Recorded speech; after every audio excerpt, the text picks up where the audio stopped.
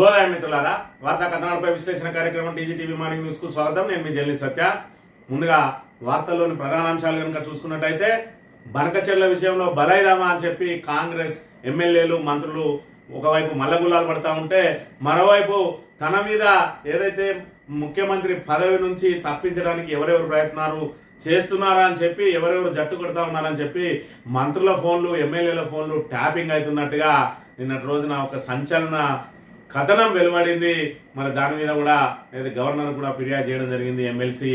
మరి ఇక్కడ దాసోజు శ్రవణ్ గారు. ఇక మరోవైపు చూసుకున్నట్టయితే ఏరియా ఏదైనా యూరియా కష్టాలు మాత్రం తగ్గడం లేదు. మరోవైపు చూసుకున్నట్టయితే ఎస్ఎల్బిసి పనుల మీద నీడలు అలుముకున్నాయి. అక్కడ ఏదైతే దాని మీద బేరింగ్ ఏదైతే తీసుకొని వచ్చిన టీబీఎం యంత్రం కోసం విదేశాల నుంచి బేరింగ్ తీసుకొని వచ్చిందో, ఆ బేరింగ్ తెచ్చినా కూడా ఇప్పుడు ఒకవైపు ఉన్నటువంటి టీబీ యంత్రం పూర్తిగా దాన్ని డిస్మాండిల్ చేయడం జరిగింది.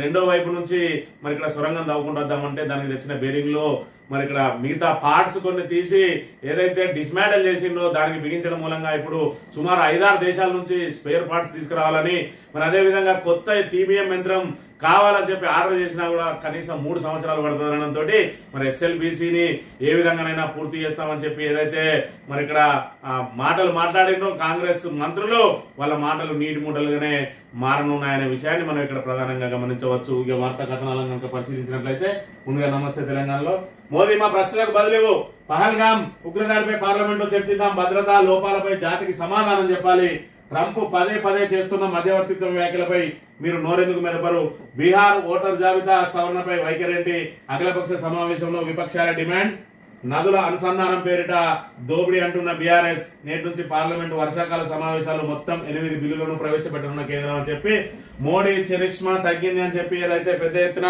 ప్రచారం జరుగుతా ఉన్నదో, మరి ఇక్కడ విపక్షాల నుంచి దాడి కూడా అదే రీతిలో సాగుతా ఉన్నది. ఒకవైపు ఆర్ఎస్ఎస్ కు మరి ఇక్కడ ప్రధాని మోడీకి మధ్య విభేదాలు తలెత్తినాయి. 75 సంవత్సరాలకు రిటైర్మెంట్ కావాల్సిందే అన్నది, మరి అది ఏదైతే దానికి వయసు రీత్యా కాదు, మరి ఇక్కడ మోడీ చరిష్మా తగ్గడం, ఆర్ఎస్ఎస్ కు మోడీకి మధ్యలో విభేదాలు తలెత్తడం మూలంగానే మోడీని తప్పించడానికి ఆర్ఎస్ఎస్ వ్యూహాత్మకంగా అడుగులు వేస్తున్నదని చెప్పి ఒకవైపు చెప్తా ఉంటే, మరి ఇక్కడ మోడీ చరిష్మా తగ్గిన కొద్ది ప్రతిపక్షాల విపక్షాల ఏదైతే ఎదురుదాడి పెరుగుతా ఉన్నది. దానికి తోడు మరి ఇక్కడ ఏదైతే పహల్గాం ఉగ్రదాడి ఉన్నదో దానికి సంబంధించి అనంతరం జరిగిన మరి ఇక్కడ దాడులు, పాకిస్తాన్ మీద జరిగిన దాడులు మధ్యవర్తిత్వం నేనే వహించిన అని చెప్పి అమెరికా అధ్యక్షుడు ఏదైతే పదే చెప్తా ఉన్నాడో, వీటన్నింటినీ కేంద్రీకృతం చేసుకొని పార్లమెంట్ లో ఎదురుదాడికి మరి ఇక్కడ సిద్ధంగా ఉన్నామని చెప్పి నిన్న రోజున విపక్షాలు సంకేతాలు ఇచ్చిన అంశాన్ని అయితే మనం చూడవచ్చు. ప్రధాని ఉండాల్సింది బిగ్ బాస్ లా కాదు, చిన్న దక్షిణాది రాష్ట్రాలపై ఆధిపత్యం తగదంటున్న కేటీఆర్, అన్ని రాష్ట్రాలను ఒకే తీరుగా పరిగణించాలి, జనాభా ప్రాతిపదికన డీలిమిటేషన్ సరికాదు, బీహార్ లో 5 లక్షల ఓట్లు గల్లంతయ్యాయని అంటున్నారు. ఎలక్షన్ కమిషన్ ఏం చేస్తున్నది? బీజేపీకి లాభం ఉంటేనే ఏ పనైనా చేస్తుంది. కశ్మీర్ ను 2గా చేయాలని ఎవరు అడిగారు? హిందీ జాతీయ భాష కాదని గుర్తుంచుకోవాలి, దాన్ని బలవంతంగా ప్రజలపై రుద్దితే ఊరుకోం, భిన్నత్వంలో ఏకత్వమే భారతీయుల బలం, జైపూర్ లో టాక్ జర్నలిజం 9వ ఎడిషన్ చర్చలో బీఆర్ఎస్ వర్కింగ్ ప్రెసిడెంట్ కేటీఆర్ అని చెప్పి మరి ఇక్కడ టాక్ జర్నలిజం అని చెప్పి మరి ఇక్కడ ఒక సంస్థ చేసిన ఇంటర్వ్యూ రాజకీయ నాయకులందరినీ కూడా ప్రస్తుత రాజకీయ అంశాల మీద మాట్లాడడం జరిగింది. దానిలో నిన్నటి రోజున working president BRS working president KTR గారు మాట్లాడుతూ, ప్రధాని ఉండాల్సింది బిగ్ బాస్ లాగా కాదు, అన్ని రాష్ట్రాలను సమానంగా చూడాలని, అదేవిధంగా మరి ఇక్కడ ఏదైతే హిందీ భాషను పూర్తిగా భారతదేశం మీద రుద్దడానికి ప్రయత్నాలు జరుగుతున్నాయని చెప్పి ఏదైతే ఆ ప్రాంతీయ భాషను మరి అధికార భాషగా వాడుతున్నటువంటి వాళ్ళందరూ కూడా ముఖ్యంగా తమిళ్ నుంచి ఎదురుదాడి మొదలైంది. హిందీని మేము ఎట్టి పరిస్థితుల్లో యాక్సెప్ట్ చేయలేము అని, మరి దాని నుంచి మిగతా రాష్ట్రాలు కూడా దాన్ని అనుసరిస్తా ఉన్నాయి. ఖచ్చితంగా హిందీ అధికార భాష కాదు, నేషనల్ భాష కాదు, ఇక్కడ అధికార భాషలుగా గుర్తించబడ్డ ప్రాంతీయ భాషలన్నీ కూడా అధికార భాషలే, మీరు బలవంతంగా రుద్దితే ఊరుకునేది లేదు అని చెప్పి ఒకవైపు, మరోవైపు చూసుకున్నట్టయితే మరి ఇక్కడ ప్రధానమంత్రి ఏదైతే డీలిమిటేషన్ పేరుతోటి జనాభా ప్రాతిపదికన చేయాలంటే, మేము కేంద్రం చెప్పినటువంటి మరి ఇక్కడ కుటుంబ నియంత్రణ పాటించడం మూలంగా దక్షిణాది రాష్ట్రాలలో విపరీతంగా జనాభా తగ్గింది. దాన్ని సాకుగా చూపి ఎంపీల సంఖ్యను తగ్గించినట్టయితే రాబోయే రోజులలో దక్షిణాదిలో మరి ఇక్కడ మరో ఉధృతమైన పోరాటం తప్పదు, ప్రత్యేక దేశం కోసమే పోరాటం చేయాల్సిన దుస్థితి ఏర్పడుతుంది. కాబట్టి అన్ని రాష్ట్రాలను సమంగా చూడాల్సిన బాధ్యతాయుతమైనటువంటి పదవిలో ఉన్న వాళ్ళు చేయాల్సింది మరి ఇక్కడ జనాభా ప్రాతిపదికన కాకుండా ప్రాంతాల వారీగా మరి ఎంపీల సంఖ్యను పెంచాలని చెప్పి కూడా డిమాండ్ చేసిన పరిస్థితిని మనం ఇక్కడ ప్రధానంగా గమనించాలి. ఇక బనకచెర్లకు బలి అవుదామా, కాంగ్రెస్ ఎమ్మెల్యేలు నాయకులు అంతర్మదనం, సీఎంను నిలదీద్దామంటూ కీలక నేతలతో చర్చలు, సీఎం ఏకపక్ష నిర్ణయానికి మన భవితను పరంగా పెట్టాలన్నా ఆయన గురుదక్షిణ కోసం రాష్ట్ర ప్రయోజనాలను బయలుపెడతాడా? బాబుకు లాభం కోసం మనమంతా ఎందుకు నష్టపోవాలి? తెలంగాణకు ద్రోహం చేస్తే కాంగ్రెస్ పార్టీకి పుట్టగతులుండవు. బీఆర్ఎస్ కు అస్త్రాన్ని ఇచ్చి మరింత బలోపేతం చేస్తున్నట్టున్నది ఓ కాంగ్రెస్ కీలక నేత వద్ద గోడు వెళ్ళబోసుకున్న నాయకులు. అసంతృప్త ఎమ్మెల్యేలతో పాటు జిల్లాల నుంచి సంప్రదింపులు. బనకచెర్లపై నిలదీద్దాం, అండగా ఉండాలంటూ అభ్యర్థులను చెప్పి బనకచెర్ల పూర్తిగా కాంగ్రెస్ ను ముంచేసే కాడికి వచ్చింది. ఇవాళ చూసుకున్నట్టయితే రాష్ట్ర వ్యాప్తంగా మేధావులు, సాగునీటి రంగ నిపుణులు, విద్యార్థులు అందరూ కూడా బనకచెర్లను ఖచ్చితంగా ఆపాల్సిందే. తెలంగాణకు సంబంధించిన జలదోపిడికి పాల్పడబోతా ఉన్నది చంద్రబాబు నాయుడు ఆధ్వర్యంలోని ఆంధ్రప్రదేశ్ ప్రభుత్వం అని చెప్పి మరి చిన్నపిల్లల నుంచి కూడా మొత్తుకుంటా ఉంటే, రేవంత్ రెడ్డి మాత్రం బనకచెర్లకు క్లియరెన్స్ ఇచ్చే విధంగా కమిటీ ఏర్పాటు చేసి నెల రోజుల్లోనే నిర్ణయం తీసుకుంటామని చెప్పి ఈ రోజు మరి ఇక్కడ చంద్రబాబుకు గురుదక్షిణ చెల్లించడానికి ప్రయత్నం చేస్తా ఉన్నానని మరి బీఆర్ఎస్ చేస్తున్నటువంటి ప్రచారం ఏదైతే ఉన్నదో అది ప్రజల్లోకి బలంగా నాటుకుపోయింది. దాంతో ఇప్పుడు కాంగ్రెస్ దోషిగా నిలవబోతోంది. కాబట్టి మరి ఇక్కడ చంద్రబాబుకు రేవంత్ రెడ్డికి ఉన్న అనుబంధం కోసం కాంగ్రెస్ ను ఏ విధంగా బలిపెడదాం, మనందరం కూడా బనకచెర్ల మీద మరి వ్యతిరేకంగా పోరాటం చేయాల్సిందే. ఈ రోజు బనకచెర్ల కనుక గ్రీన్ సిగ్నల్ ఇస్తే కాంగ్రెస్ కు పుట్టగతులు ఉండవు అని చెప్పి మరి అసలు సిసలైన కాంగ్రెస్ వాదులందరూ కూడా పెద్ద ఎత్తున ఆందోళన వ్యక్తం చేస్తా ఉన్నారు. మరోవైపు చూసుకున్నట్టయితే ఖచ్చితంగా దీని విషయంలో మరి ఆయన నిలదీయాలని ఎవరి కాళ్ళు మరి ఏకీకృతం అవుతూ మరి ఇక్కడ ఏదైతే దాని మద్దతు కూడగడుతున్న పరిస్థితి, దానికి దక్షిణ తెలంగాణకు సంబంధించిన ఒక ముఖ్య నేతతోటి వీళ్ళందరూ సంప్రదింపులు జరుపుతా ఉన్నారట. ఒకవైపు వాళ్ళు సంప్రదింపులు జరుపుతా ఉంటే మరోవైపు మంత్రుల ఫోన్లు ట్యాపింగ్ అట. ముఖ్య నేత నిఘా నేత్రం ప్రతి కదలికపై ఆరా. పలువురు శాసనసభ్యులకు ఫోన్ కాల్స్ రాడార్లోకి. ఇద్దరు మంత్రుల సంభాషణ విన్న ముఖ్య నేత వాటి ఆధారంగా ఓ మంత్రికి సీరియస్ క్లాస్. దెబ్బకు ఫోన్లు మార్చిన ఇద్దరు మినిస్టర్లు. తనపై కుట్ర జరుగుతున్నదంటూ ఆడియో క్లిప్లను అధిష్టానానికి పంపిన ముఖ్య నేత. ప్రత్యేక సాఫ్ట్వేర్ వాడకం పైన అనుమానాలని చెప్పి తెలంగాణ కాంగ్రెస్ నేతల్లో ఫోన్ ట్యాపింగ్ కలవడం మొదలైంది. మంత్రుల నుంచి ఎమ్మెల్యేల వరకు ఫోన్ చేయాలంటేనే భయపడిపోతున్నారు. కాలు ఎత్తాలన్నా గజగజ వణుకుతున్నారు. దీనికి తోడు వెంట గన్మెన్లను తీసుకెళ్తే ఒక ఇబ్బంది, తీసుకెళ్లకపోతే మరో ఇబ్బంది. వెలిసి కక్కలేక మింగలేక నడిమిట నలిగిపోతా ఉన్నారట. ఈ ట్యాపింగ్ నీడలు ఏ విధంగా అయితే మరి ఇక్కడ అలుముకున్నాయి అంటే ఖచ్చితంగా ఒక ప్రముఖ జాతీయ సంస్థ చెప్పింది. మరి దానికి సంబంధించి ఏదైతే మంత్రుల ఫోన్లు ట్యాపింగ్ అయితే ఉన్నాయి దాన్ని ఆ మంత్రులే ధృవీకరించుకున్నారు. ఇద్దరు మంత్రులు ఏదైతే మాట్లాడుకుంటా ఉన్నారో ఆ మాటలకి సంబంధించి మరి ముఖ్య నేతకు సంబంధించిన బద్ద విరోధి మంత్రితోటి ఇంకొక మంత్రి మాట్లాడడంతో ఆ మంత్రి దగ్గరికి తన అనుచరుణ్ణి పంపించి ఆ మంత్రిని ఇంటికి పిలిపించుకొని వీళ్ళ సంభాషణ ఏదైతే ఉన్నదో దాన్ని మక్కి ముఖ్యమంత్రి ఆయన నిలదీసిందట. ఎందుకు మీరు ఇట్లా మాట్లాడుకోవాల్సి వచ్చిందని. మేమిద్దరం ప్రైవేట్ గా మాట్లాడుకున్న సంభాషణ ఈ బయటికి ముఖ్యమంత్రికి ఎట్లా తెలిసింది అని అంటే అయితే మా ఫోన్ ట్యాపింగ్ అయితా ఉన్నదని చెప్పి మరి ఆయన ఆవేదన వ్యక్తం చేసినట్టు. ఆ దెబ్బకు ఆ ఇద్దరు మంత్రులు కూడా ఫోన్ వాడడమే మానేసిండ్రు, ఫోన్లలో మాట్లాడుకోవడమే మానేసిండ్రు. ఏదన్నా ఉంటే దగ్గరికి వచ్చి మాట్లాడుకుందామని అంటున్నారట. మరోవైపు చూసుకున్నట్టయితే గన్మెన్లను స్పైలాగా వాడుతా ఉన్నారట. గన్మెన్లను పట్టుకెళ్తే ఒక పరిస్థితి, పట్టుకెళ్లకుంటే ఒక పరిస్థితి. ఇలా గన్మెన్లనే పూర్తి స్థాయి గూఢాచారులుగా వాడుకుంటా ఉన్నాడు రేవంత్ రెడ్డి. తనకు సంబంధించిన మరి సమాచారాన్ని అంతా కూడా వాళ్ళ దగ్గర నుంచి సేకరించడానికి ఇటు గన్మెన్లను ఇటు ఫోన్ ట్యాపింగ్ మీద ఆధారపడతా ఉన్నారని చెప్పి మరి ఇక్కడ ఒక సంస్థ దీన్ని పూర్తి స్థాయిలో మరి నిన్నటి రోజున ప్రచురించింది. తీవ్ర అభద్రతలో ఉన్న ముఖ్య నేత మంత్రులు ఎమ్మెల్యేల ఫోన్లు ట్యాప్ చేస్తుండడమే అందుకు కారణం. ఇటీవల ఇద్దరు మంత్రుల సంభాషణ విన్న ఆయన మరునాడే తన సన్నిహితుడిని ఆ మంత్రి దగ్గరికి పంపారట. తమ సంభాషణ అంతా ఆయన చెప్తుంటే వారు అవాక్ అయిందట. అంటే మరి అందులో ఏం జరిగింది అని అంటే ఏం జరిగింది, ఫోన్ ట్యాపింగ్ జరిగింది అనేది మరొక మీడియా సంస్థ మరి సంచలన కథనం ఏదైతే ప్రచురించింది. అది ఇప్పుడు మంత్రుల గుండెల్లో గుబులు రేపుతా ఉన్నది. కాంగ్రెస్ ఎమ్మెల్యేలు కూడా అందరూ అభద్రతా భావంలో ఉన్నారు. ఇప్పటికే మరి ఏదైతే కేటీఆర్ అదేవిధంగా హరీష్ రావులు పదే చెప్తా ఉన్నారు. మరి ఇక్కడ ప్రతిపక్షాలతో పాటు మంత్రుల ఫోన్లు కూడా ట్యాప్ చేస్తా ఉన్నారని చెప్పి ఏదైతే చెప్తా ఉన్నారో నిన్నటి రోజున మరి అక్కడ ఆ కథనం ఏదైతే ప్రచురితమైందో దాన్ని ఇక్కడ మరి ఇక్కడ ధృవీకరించినట్టు అయింది. దానికి తోడు ఇప్పుడు మంత్రులందరూ కూడా అభద్రతా భావంలో ఉన్నారట. ఒకవైపు రేవంత్ రెడ్డిని తప్పించడానికి ఎలాంటి కుట్రలు జరుగుతున్నాయని చెప్పి తెలుసుకోవడానికి ఆయన ఈ ఫోన్ ట్యాపింగ్ మంత్రాన్ని వాడుతా ఉన్నాడు.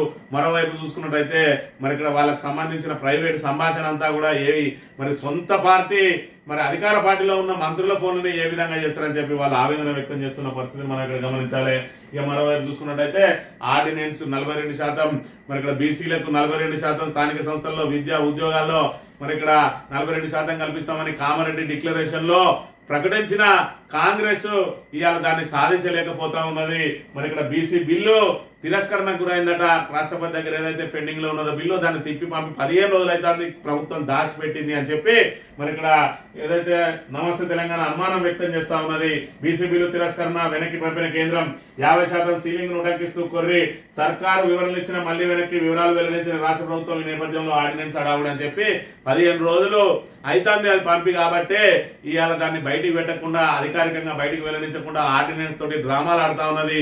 ఆర్డినెన్స్ చూసుకున్నట్టయితే మరి ఇక్కడ ఆయన కూడా దాన్ని ఏదైతే లీగల్ ఒపీనియన్ పంపిండు, లీగల్ ఒపీనియన్ పంపితే ఏదైతే గవర్నర్ విస్తృత అధికారాలను వినియోగించి ఆర్డినెన్స్ మీద సంతకం చేస్తే తప్ప 42% తాత్కాలికంగా అమలు కాదు, అది కూడా కోర్టులో పోతే నిలబడదని తెలిసినప్పటికీ కూడా గవర్నర్ దాని మీద సంతకం ఆయన విచక్షణాధికార ప్రకారం చేయాల్సి ఉండే.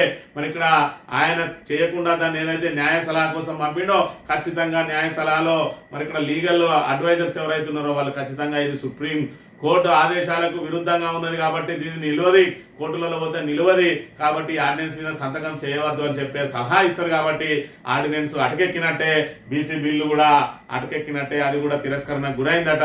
ఇవాళ చూసుకున్నట్టయితే బీసీలను అడ్డంగా ముంచేసింది కాంగ్రెస్.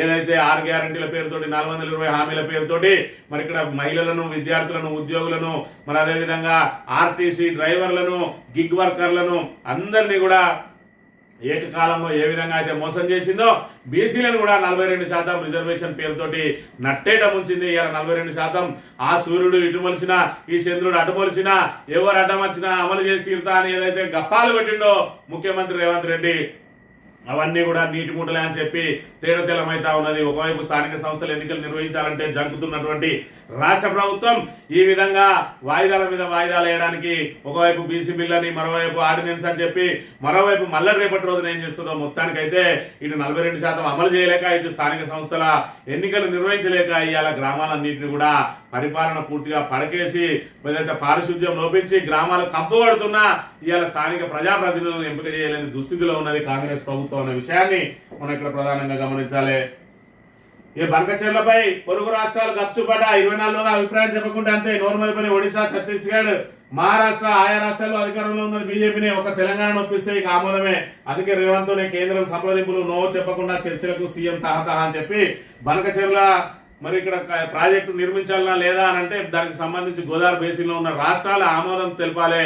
ఆమోదం తెలపాలంటే ఇక్కడ 3 రాష్ట్రాలు ఇక్కడ చూసుకుంటే ఒరిస్సాలో ఈ మధ్యనే బీజేపీ ఏర్పడ్డది. ఆ తర్వాత ఛత్తీస్గఢ్ లో బీజేపీ అధికారంలో ఉన్నది, మహారాష్ట్రలో బీజేపీ అధికారంలో ఉన్నది. ఇక్కడ చూసుకున్నట్టయితే చంద్రబాబు నాయుడు శిష్యుడు ప్రాతినిధ్యం వహిస్తున్నటువంటి కాంగ్రెస్ పార్టీ అధికారంలో ఉన్నది.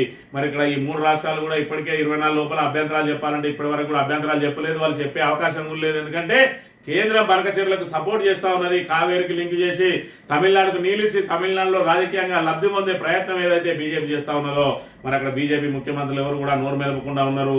దానికి తోడు తెలంగాణ ముఖ్యమంత్రి కూడా బంకచెర్ల మీద మనం చర్చలకే వెళ్లాల్సిన అవసరం లేదు, అయినప్పటికీ కూడా బంకచెర్ల మీద చర్చించేందుకు వెళ్ళలేదని చెప్పి దొడ్డిదారిన బంకచెర్లను మరి ఇక్కడ దాన్ని పట్టాలెక్కియడానికి ఇవాళ నీటి వివాదాల పరిష్కారం పేరుతోటి మరి దొడ్డిదారిన మరి ఏదైతే కమిటీ చేసిండ్రో ఆ కమిటీ కనుక ఆమోదించి మరి ఇలా చూసుకున్నట్టయితే బంకచెర్ల కట్టుకుంటే మనకు నష్టమేమి లేదని చెప్పి కమిటీ రిపోర్ట్ ఇస్తే ఆ రిపోర్టే శిరోధార్యం అన్న రేవంత్ రెడ్డి తాను కూడా ఆ కమిటీ ఆమోదం పొందిన దానికి మేము సిద్ధపడి ఉన్నామని అంటే రేపు బంకచెర్ల కట్టుకునే పరిస్థితి ఉంటుంది. బంకచెర్ల కట్టిన తర్వాత మరి జిఆర్ఎంబి ఏదైతే ఉన్నదో మరి దానికి సంబంధించి మరి river management board, Godavari river management board ఇవాళ బంకచెర్లకు అలొకేషన్ ఇచ్చినట్టయితే మనకి ఇప్పటికే 968 టీఎంసీల అలొకేషన్ ఉన్నది. దానిలోంచి కూడా తగ్గే అవకాశం ఉంటుంది. కాబట్టి అసలు బంకచెర్ల గురించి మనం ఎందుకు తహతాలాడుతా ఉన్నాడు రేవంత్ రెడ్డి అని అంటే రేపటి రోజున ఆయన సీటుకు ఎసరొస్తే మరి ఎన్డీఏనే కాపాడుతుంది. కాబట్టి ఎన్డీఏకు మరి ఇక్కడ క్విట్ ప్రోకో లాగా అదేవిధంగా గురువు చంద్రబాబు నాయుడుకు గురుదక్షిణ సమర్పించేలాగా ఇవాళ జల హక్కులన్నింటినీ కూడా ఆంధ్రాకు తాకట్టు పెట్టబోతా ఉన్న పరిస్థితిని అయితే మనం ఇక్కడ చూడాలి. ఇక యూరియాకి సంబంధించి చూసుకున్నట్టయితే ఈ అసమర్థ ప్రభుత్వం మరి రైతులకు సౌకర్యాల కల్పనలో ఇక్కడ 24 గంటలు కరెంట్ ఇవ్వడంలో గానీ, మరి సాగునీరు అందించడంలో గానీ, మరి ఇక్కడ నాణ్యమైన విత్తనాలు అందించడంలో గానీ, మరి ఇక్కడ యూరియా కావలసినంత యూరియా అందించడంలో అన్నిట్లో కూడా విఫలమైంది. ఇలా చూసుకుంటే రైతు ప్రభుత్వం అని చెప్పి గొప్పలు చెప్తుంది, కరెంట్ ఇయ్యది, నీళ్ళు ఇయ్యది, యూరియా ఇయ్యది, విత్తనాలు అందియ్యది, మరి బోనస్ అని చెప్పి బోగస్ చేస్తుంది. ఏదైతే పండించిన పంటను కూడా సకాలంలో కనుక వర్షాలకు మరి ఇక్కడ అకాల వర్షాలు వర్షాలకు వర్షార్పణం చేస్తుంది. అయినా నేను రైతు ప్రభుత్వం అని చెప్తుంది.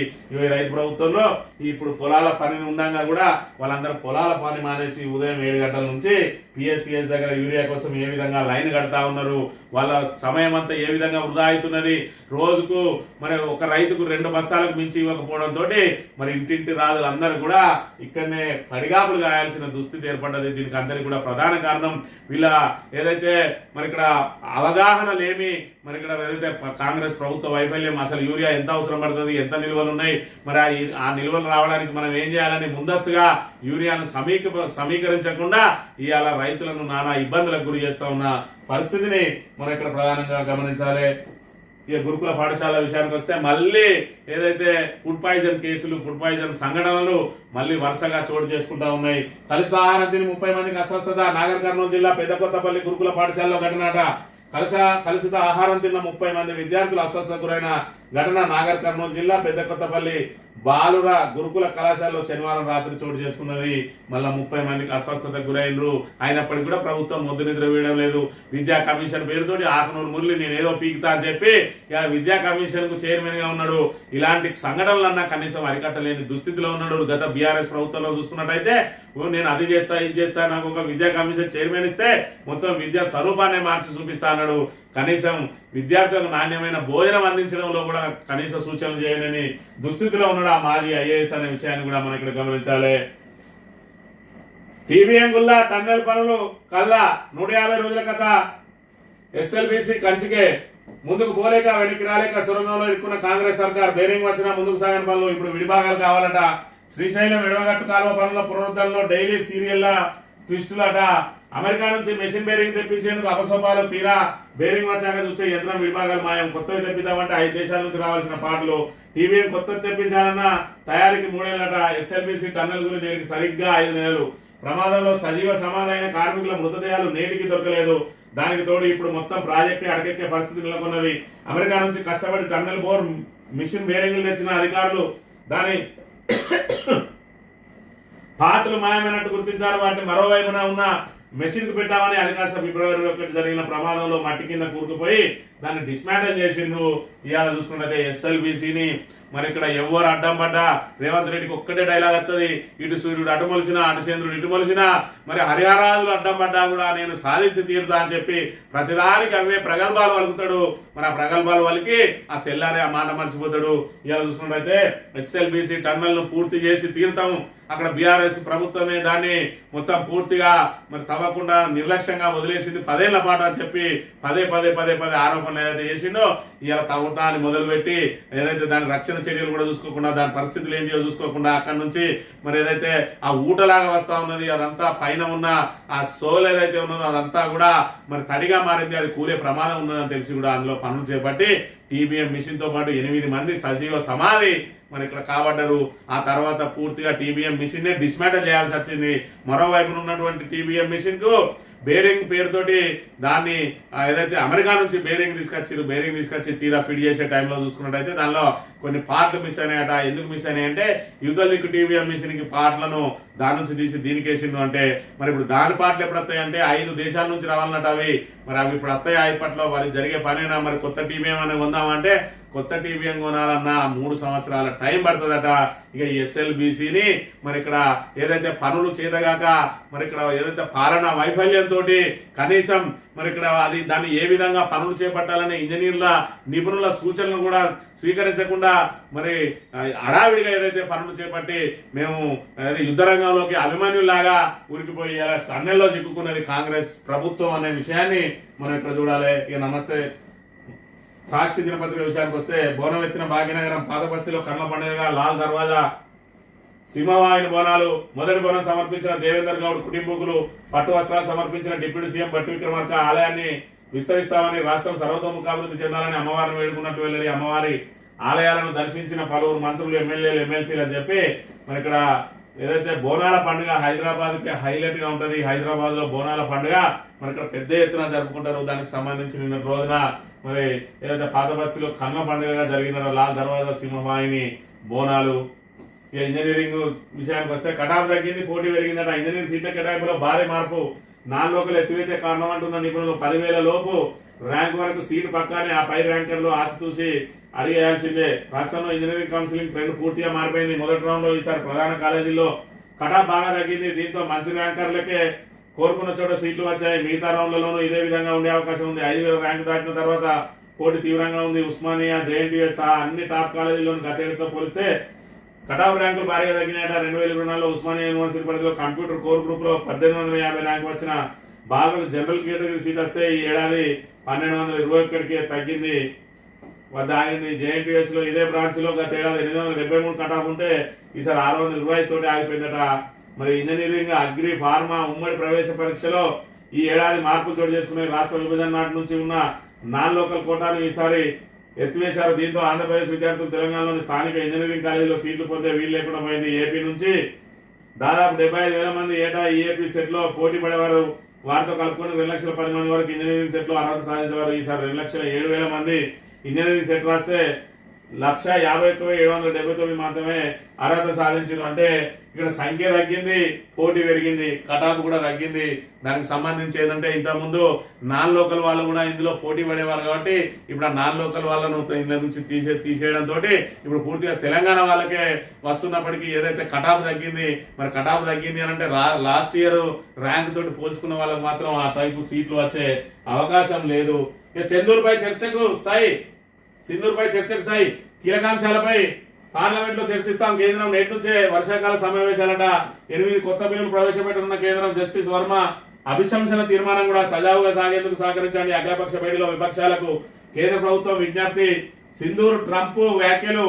బీహార్ లో ఓటర్ల జాబితా సవరణపై చర్చించాల్సిందే. పార్లమెంట్ లో ప్రధాని మోడీ ప్రకటన చేయాలి.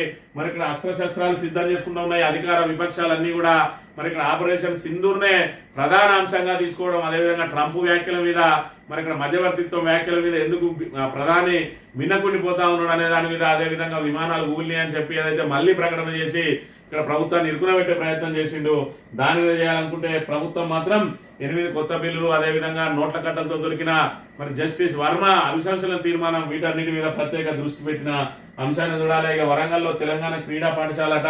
మరి ఇక్కడ ఎమ్మెల్యేలకు సంబంధించి అటు మంత్రి సురేఖకు, అదేవిధంగా ఎమ్మెల్యేలకు విభేదాలతోటి మరి అలా ఏదైతే ఆ క్రీడా పాఠశాల తీసుకొచ్చింది ఘనత మాదే అని చెప్పి ఇక్కడ కడియం శ్రీహరి క్రెడిట్ కొట్టే ప్రయత్నం చేస్తా ఉన్నాడు. దీని మీద రాబోయే రోజులలో మళ్ళీ ఎంత గలాట జరగనున్నదో మనం ఇక్కడ చూడాలి. ఆంధ్రజ్యోతి విషయానికి వస్తే అసెంబ్లీలో ఫోన్ లో పేకాటాడిన మంత్రి. రైతు సమస్యలపై చర్చ జరుగుతుండగా మహారాష్ట్ర వ్యవసాయ మంత్రి కుకాటే నిర్వాహకం వీడియో తీసి ఎక్స్ లో పెట్టిన ఎన్సీపీ ఎమ్మెల్యే ఆయన మంత్రి పదవి నుంచి తొలగించాలని విపక్షాల డిమాండ్ అని చెప్పి ఒకవైపు మరి ఇక్కడ రైతు సమస్యల మీద ఏదైతే చర్చ జరుగుతా ఉంటే సాక్షాత్తు వ్యవసాయ శాఖ మంత్రి ఇక్కడ పేకాట ఆడుకుంటా ఉన్నాడు. మరి ఇదంతా వైరల్ గా మారడంతో పేకాట కాదు సాల్టైర్ గేమ్ అంటా ఉన్నాడు. సాల్టైర్ అయినా పేకాటనే, పేకాట రమ్మి ఆడినా పేకాటనే, ఏది ఏమైనా కూడా మరి ఇక్కడ ఆయన ఇంత సీరియస్ విషయంలో మరి ఇక్కడ బీజేపీ మంత్రులు ఏ విధంగా ఈ ఆటలు ఆడుతా ఉన్నారు, ఏ విధంగా అసెంబ్లీలో మరి అధికార దుర్వినియోగం చేస్తా ఉన్నారు విషయాన్ని మనం ఇక్కడ గమనించాలి. వధూవరులు ఒకే యువతిని పెళ్లాంగి అన్నదమ్ములు. ప్రదీప్ నేగి ప్రభుత్వ ఉద్యోగి, విదేశాల్లో ఉద్యోగం చేస్తున్న తమ్ముడు కపిల్ నేగి. హట్టి తెగలో కుటుంబాలు కలిసికట్టుగా ఉండేందుకు ఈ సంప్రదాయం హిమాచల్ ప్రదేశ్ లో దశాబ్దాలుగా పాటిపట. మరి ఇక్కడ హిమాచల్ ప్రదేశ్ లో వాళ్ళు ఏదైతే హట్టి తెగ ఉన్నదో వాళ్ళు ఉమ్మడి కుటుంబంగా ఉండడం కోసం ఒకే మహిళను 2 అన్నదమ్ములు పెళ్లి చేసుకున్నట్టు ఇవేం వింత ఆచారం అనేది ఇక్కడ చూసుకున్నట్టయితే మరి వివిధ రకాల తెగలలో వివిధ రకాల ఆచారాలు ఉన్నాయి మన భారతదేశంలోని విషయాన్ని ఇక్కడ గమనించవచ్చు. రాహుల్ తో కలిసి ప్రధాని వద్దకు బీసీ రిజర్వేషన్ల పెంపుకు సహకరించాలంటూ మోదీని కోరనున్న సీఎం రేవంత్. మోడీ అపాయింట్మెంట్ కోసం యత్నం. బీసీ బిల్లుల అంశంపై పార్లమెంట్ లో చర్చ కోసం పట్టుబట్టాల నిర్ణయం. రిజర్వేషన్ల పెంపుపై ఇండియా కూటమి ఎంపీలకు పవర్ పాయింట్ ప్రజెంటేషన్. ఇందుకోసం 2-3 రోజులు ఢిల్లీలో ఉండనున్న ముఖ్యమంత్రి కార్యాచరణపై బట్టి ఉత్తమ్తో భేటీ. బీసీ బిల్లులతో పాటు రాష్ట్ర ఆర్థిక పరిస్థితి, వనరుల సమీకరణపై చర్చ. మరి మోడీ అపాయింట్మెంట్ కోసం ప్రయత్నం అట. మోడీ అపాయింట్మెంట్ ఎప్పుడు అడిగినా రేవంత్ రెడ్డికి తక్షణమే ఇస్తాడు. మరి రాహుల్ గాంధీని తీసుకొని మోడీ దగ్గర పోతాడట. అసలు రాహుల్ గాంధీ అపాయింట్మెంట్ రావాలంటే ఈయనకు మరి అదే బ్రహ్మ కష్టంగా మారింది. దానికి తోడు ఈయన బీసీ రిజర్వేషన్ల మీద పవర్ పాయింట్ ప్రజెంటేషన్ ఇస్తున్నట వాళ్ళ ఎంపీలకు. ఇవాళ చూసుకున్నట్టయితే అన్ని రాష్ట్రాలు కూడా ఇదే డిమాండ్ తోటి పోయినట్టు అంటే మరి ఇక్కడ పూర్తి స్థాయిలో రాజకీయ పార్టీలను ఇరుకులపడే ప్రమాదం ఉన్నది. ఈ 42% రిజర్వేషన్ కోసం మరి మిగతా రాష్ట్రాలన్నీ ఏ విధంగా సహకరిస్తే, ఏ విధంగా వాళ్ళని ఏకతాటి మీదకి తీసుకొస్తాడు. ఇప్పటి వరకు 42% రిజర్వేషన్ కు మద్దతు తెలపాలని మరి ఇంతమంది మంత్రుల దగ్గర దగ్గర తిరిగి ఏ ఒక్కరిని కూడా అడగలేదు. దీన్ని కేవలం రాజకీయ మరి ఇక్కడ ఏదైతే ఆ చర్చగా మార్చి 42% రిజర్వేషన్ నుంచి ఏ విధంగా బయటపడాలని చెప్పి ప్రయత్నం చేస్తా ఉన్నాడు తప్ప దీనికి సంబంధించి మనకు ఏదైతే 42% పక్కా రిజర్వేషన్ అమలు చేయాలనే చిత్తశుద్ధి కాంగ్రెస్ కు లేదనే విషయాన్ని అయితే మనం గమనించవచ్చు. ఇక త్రిపుల్ ఆర్ పక్కనే రైలు అట. ఇప్పటి వరకు రింగ్ రోడ్డుకు 4-5 కిలోమీటర్ల దూరంలో రైల్వే మార్గం నిర్మాణానికి సర్వే 2 పక్కనే నిర్మిస్తే మేలనే నిర్ణయానికి వచ్చిన కేంద్ర రాష్ట్ర ప్రభుత్వాలు భూసేకరణ ఇబ్బంది తప్పడంతో పాటు రవాణా ప్రయాణాలకు అనుకూలంగా మళ్ళీ కొత్తగా సర్వే ఫ్యూచర్ సిటీ నుంచి అమరావతికి గ్రీన్ఫీల్డ్ ఎక్స్ప్రెస్ రోడ్డు, ఆ రోడ్డు పక్కనే హై స్పీడ్ రైలు మార్గాలను కలిపి భూసేకరణ ఢిల్లీలో కీలక చర్చ, కేంద్రం పచ్చ జెండాట. మరి ఇక్కడ త్రిపుల్ ఆర్ పక్క నుంచి రైలు మార్గం కూడా రాబోతా ఉన్నది అని చెప్పి మరి హైదరాబాద్ డెవలప్మెంట్ కు మరో అడుగు పడబోతా ఉన్నదని చెప్తున్న పరిస్థితిని మనం ఇక్కడ ప్రధానంగా గమనించాలి. భారత అమలపదిలో కొత్త బ్రహ్మాస్త్రం K6 క్షిపణి అట. జలాంతర్గామి నుంచి ప్రయోగించగలిగే న్యూక్లియర్ బాలిస్టిక్ మిసైల్. మరి ఇక్కడ ఖచ్చితంగా శత్రు దేశాలను ఎప్పటికప్పుడు ఎదుర్కోవడానికి కొత్త ఆధునిక సాంకేతిక పరిజ్ఞానాన్ని సంపాదించుకొని కొత్త అస్త్రాలను సమకూర్చుకోవాల్సిన పరిస్థితి ఉన్నది ఇప్పుడు ప్రతి దేశం మీద. అందులో భారత్ మరి ఇక్కడ చుట్టూ ఏదైతే భారత్ పక్కనే ఇటు చైనా, ఇటు చూసుకున్నట్లయితే పాకిస్తాన్, మరి ఇక్కడ శత్రు దేశాలు ఉన్నాయి కాబట్టి ఎప్పటికప్పుడు కొత్త టెక్నాలజీతో మరి ఇక్కడ ఆ దేశాలను అణచివేయడానికి ప్రయత్నం చేస్తున్న పరిస్థితిని మనం ఇక్కడ ప్రధానంగా చూడాలి. ఇక ఈనాడు దినపత్రిక విషయానికి వస్తే ఔటర్ రింగ్ రైలు 392 కిలోమీటర్లట. మరి ఆ 392 కిలోమీటర్ల మేరకు ఇక్కడ కొత్త రైలు మార్గం ఔటర్ రింగ్ రోడ్ పక్క నుంచే రాబోతా ఉన్నదని గతంలోనే పెట్టిన ప్రపోజల్. ఇక చెరువుకు చేటు నానాటికి పెరుగుతున్న కబ్జాల పర్వం, FTL హద్దుల నిర్ణయంలో జాప్యం, నీటిపారుదల శాఖలో ఇప్పటికీ పూర్తిగా తీరు, జిల్లాల్లోనూ హైడ్రా తరహా వ్యవస్థ ఉండాలని డిమాండ్ అంటే రాష్ట్రంలో 43,000 చెరువులు ఉన్నాయి. వీటిలో 4,000 చోట్ల కబ్జాలున్నాయి. హైదరాబాద్, రంగారెడ్డి, మేడ్చల్, మల్కాజ్గిరి జిల్లాలో 920 తటాకాలు ఉంటే వాటిలో 491 కబ్జాకు గురయ్యాయి. 282 పూర్తిగా ఆక్రమణల పాలయ్యాయి. వరంగల్ నగరంలో 60 చెరువులు కబ్జా కొరలో చిక్కుకున్నాయట.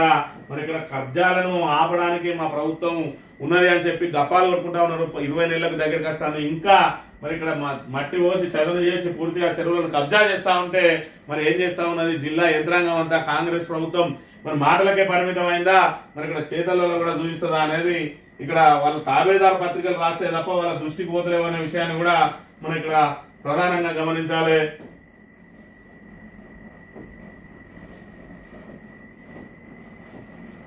యూరియా కోసం ఎదురు చూపులు ఎట్టకేలకు మరి తాబేదార్ పత్రిక కూడా ఇవాళ ఈ యూరియా కష్టాలను చూపించాల్సిన దుస్థితి ఏర్పడ్డది రాష్ట్రంలో. ఈ విధంగా యూరియా కోసం ఇట్లా పడిగాపులు కాస్తా ఉన్నారు రైతులను. ఆనాటి రోజులు తీసుకొస్తాడు రేవంత్ అన్న అంటే ఇవాళ చూసుకున్నట్టయితే ఉమ్మడి ఆంధ్రప్రదేశ్ లో ఏ విధంగా అయితే రైతాంగం నానా ఇబ్బందులు పడ్డదో యూరియా కోసం, మరి ఇక్కడ ఏదైతే నాణ్యమైన విత్తనాల కోసం, విద్యుత్ కోసం, మరి ఇక్కడ లో వోల్టేజ్ సమస్య నుంచి పరిష్కారం కోసం, అదే విధంగా సాగునీటి కోసం ఏ విధంగా అయితే మరి ఇక్కడ ఇబ్బందులు పడ్డదో ఇవాళ కాళేశ్వరాన్ని మరి ఇక్కడ కుట్రలు అన్ని గోదావరిని ఎడారిగా చేసి సాగునీరు రాకుండా చేసిండ్రు. మరోవైపు చూసుకున్నట్టయితే కరెంటు ఎప్పుడు వస్తుందో ఎప్పుడు పోదో తెలియని పరిస్థితి, మళ్ళీ లో వోల్టేజ్ సమస్య, మళ్ళీ మోటార్లు కాలిపోయే దుస్థితికి వచ్చింది. ఇలా చూసుకున్నట్టయితే యూరియా కష్టాలు మళ్ళీ మొదలైనవి. మళ్ళీ చెప్పులు లైన్ లో పెట్టుడు, అదేవిధంగా పాస్ పుస్తకాలు లైన్ లో పెట్టుడు నిత్య కృత్యంగా మారింది. అయినప్పటికీ కూడా ఇంకా ప్రభుత్వం ఈ యూరియాను మరి సరైన రీతిలో అందుబాటులో పెట్టే ప్రయత్నం చేస్తలేదు. కానీ గత ప్రభుత్వం మీద ఎదురుదాడి చేయడానికే వాళ్ళంతా కూడా ప్రయత్నం చేస్తా ఉన్నారు. ఈ రకంగా అస్తవ్యస్త నిర్ణయాలతోటి, అసమర్థ పాలనతోటి మరి ఇక్కడ తెలంగాణను పూర్తిగా భ్రష్టు పట్టిస్తున్నటువంటి మరి ఇక్కడ కాంగ్రెస్ ప్రభుత్వం ఇవాళ ఇచ్చిన మాటలకు కట్టుబడి లేదు. మరి ఇక్కడ కేసీఆర్ ఇస్తున్న సంక్షేమ పథకాలను కొనసాగించే మరి ఇక్కడ పరిస్థితిలో లేదు. దానికి తోడు కేవలం చిల్లర మాటలు, బజార్ భాషతోటి రాజకీయాలను పూర్తిగా దిగజారుస్తా ఉన్నది తప్ప ఇవాళ ఏదైతే ప్రజలను మరి ఇక్కడ ప్రజా సమస్యలను పరిష్కరించడానికి, ప్రజా సమస్యల నుంచి మరి ఏ విధంగా ఆ ప్రజలను బయటపడేయాలి, ప్రజలను ఇటు సంక్షేమ పథకాలను, ఇటు అభివృద్ధి పథకాలను సమపాలలో ఏ విధంగా అమలు చేయాలనే ఆలోచన లేదు. కాబట్టి ఖచ్చితంగా కాంగ్రెస్ కు బుద్ధి చెప్తేనే ఇవాళ తెలంగాణ బాగుపడుతుందనే విషయాన్ని మీకు మరోసారి గుర్తు చేస్తూ ఇది ఈ రోజు morning news. Thank you very much.